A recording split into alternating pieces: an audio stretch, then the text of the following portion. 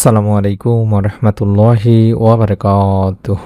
1 minute মাদ্রাসা YouTube চ্যানেলে সম্মানিত দিনী ভাই বোনেরা, আশা করি আল্লাহ তাআলার অশেষ রহমতে ভালো আছেন, সুস্থ আছেন। আলহামদুলিল্লাহ। আজ শেষ রাতের আমল নিয়ে আলোচনা করব। বাংলাদেশি সময় রাত 3টা থেকে ফজরের আগ পর্যন্ত এই সময়টিতে উঠে কষ্ট করে 100 বার একটি ছোট্ট দোয়া দেখে দেখে যদি পড়েন, আল্লাহ তাআলা নিজেই বলেছেন এই সময় ফেরেশতাদেরকে দ্বারা হলেও আপনার মনের নেক আশা পূরণ, আপনার দোয়া কবুলের সুসংবাদ দেবেন। আমি অনুরোধ করছি, কার কি মনে নেক আশা আছে, একবার হলো আপনারা এই সময় উঠে নিয়ম মেনে নিয়ত করে করে দেখুন, আল্লাহ তাআলা আপনাকে নিরাশ করবেন না। তাই অনুরোধ করছি ভিডিওটি মনোযোগ দিয়ে দেখার।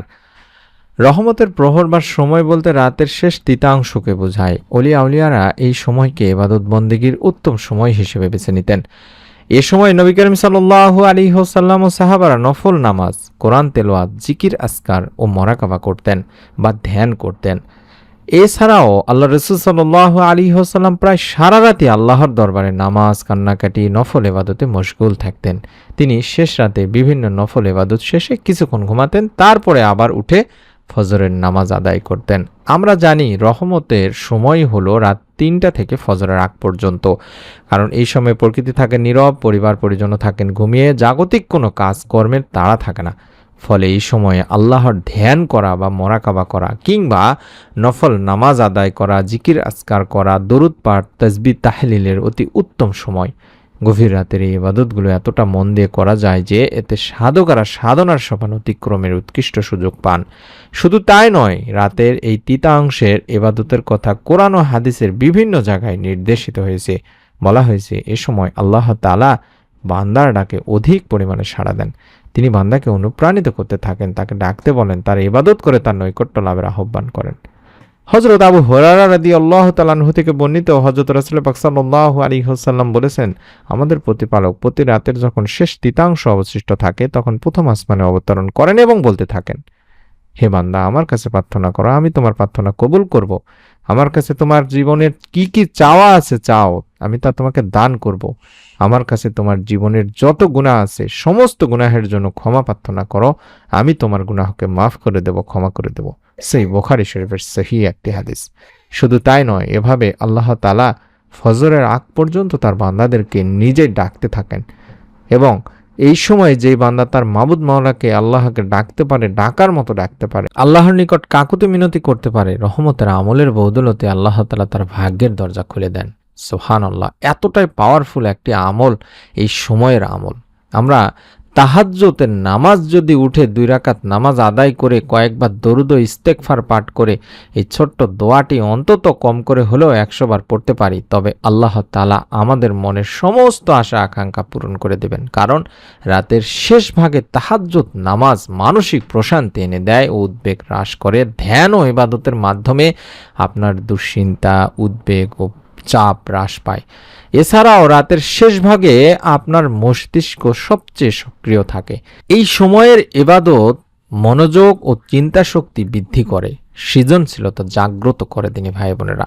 তাই তাহাজ্জুদ নামাজ কেবল ধর্মীয় দৃষ্টিকোণ থেকেই নয়, বরং আপনার শারীরিক ও মানসিক সুস্থতার ক্ষেত্রেও অত্যন্ত গুরুত্বপূর্ণ। এটি অন্তরকে আলোকিত করে, জীবনকে করে পরিশুদ্ধ এবং আল্লাহর রহমতের দরজা খুলে দেয়।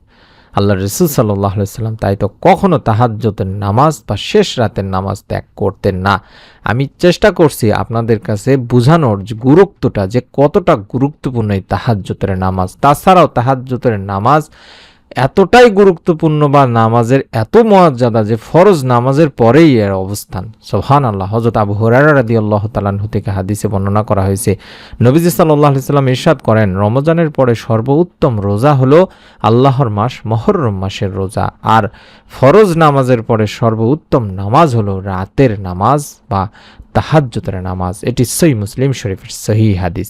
আমি আমার দিনী ভাই বোনদের কাছে অনুরোধ করব, আপনারা বাংলাদেশে যারা আছেন তারা রাত 3টা থেকে ফজরের আগ পর্যন্ত এই সময়টিতে ঘুম থেকে উঠে সুন্দর করে ওযু করে কয়েকবার দরুদ ও ইস্তেগফার পাঠ করে, চাইলে 2 রাকাত বা 4 রাকাত নামাজ আদায় করে তারপরে এই ছোট্ট স্ক্রিনে যে দোয়াটি দেখাচ্ছি এই দোয়াটি অন্তত কম করে হলেও 100 বার পড়বেন।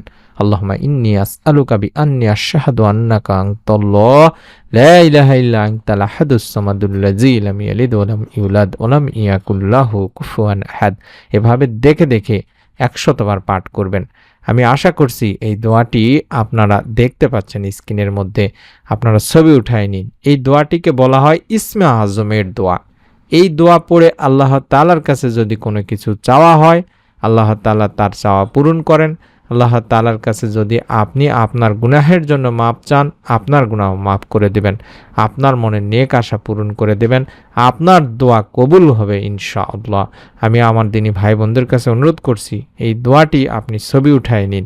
এই দোয়ার বিষয়ে রাসূলুল্লাহ সাল্লাল্লাহু আলাইহি সাল্লাম বলেছেন, সেই মহান সত্তার শপথ যার হাতে আমার জীবন, নিঃসন্দেহে এই দোয়া ইসমে আজমের দোয়া। এর মাধ্যমে যদি কেউ আল্লাহ তাআলার কাছে কিছু চায়, আল্লাহ তাআলা তার চাওয়া পাওয়া পূরণ করেন। এই নামের ওসিলায় বা এই দোয়ার ওসিলায় কিছু প্রার্থনা করলে তাকে তা দান করেন। আমি দোয়াটি স্ক্রিনের মধ্যে রেখে দিয়েছি, যাতে করে আমার দিনী ভাই বোনেরা মোবাইলের ছবি উঠায় নিতে পারেন, লিখে নিতে পারেন। এই দোয়াটি কম করে হলেও 100 বার পড়বেন, দরুদ ও ইস্তেগফার করবেন, যদি পারেন 2-4 রাকাত নামাজ আদায় করবেন। তারপরে দুখানা হাত তুলে কার কি মনের নেক আশা আল্লাহকে বলবেন। রব্বুল আলামিন এই সময়ের দোয়া ফিরান না, এবং ইসমে আজমের দোয়া পরে যদি চাওয়া হয় তাহলে আপনার দোয়া শতভাগ কবুল হবে ইনশাআল্লাহ। মনের মধ্যে একটা বিশ্বাস নিয়ে নিয়ত করে আমল করুন, কার কি চাওয়া আছে সেগুলো বলুন। দেখুন রব্বুল আলামিন কোনো না কোনো একটা মাধ্যম থেকে আপনার চিন্তা কল্পনার বাইরে থেকে আপনাকে সাহায্য করবেন ইনশাআল্লাহ।